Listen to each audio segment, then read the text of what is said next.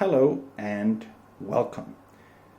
Today I'm making a carrot cake, and naturally the most important ingredient for a carrot cake are the carrots.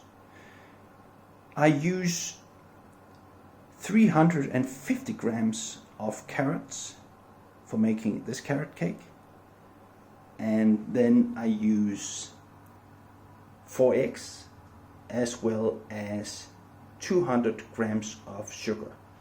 I also use a little bit of vanilla sugar.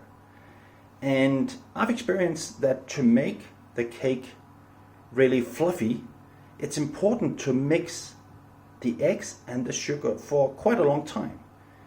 I mix the eggs and the sugar for about 5 minutes.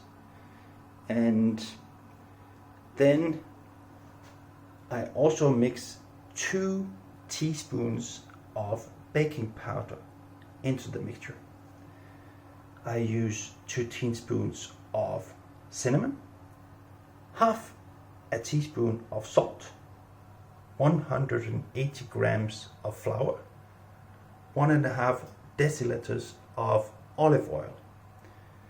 And I put everything into a form like this one, and I bake the cake in the oven at 170 degrees Celsius for about 50 minutes.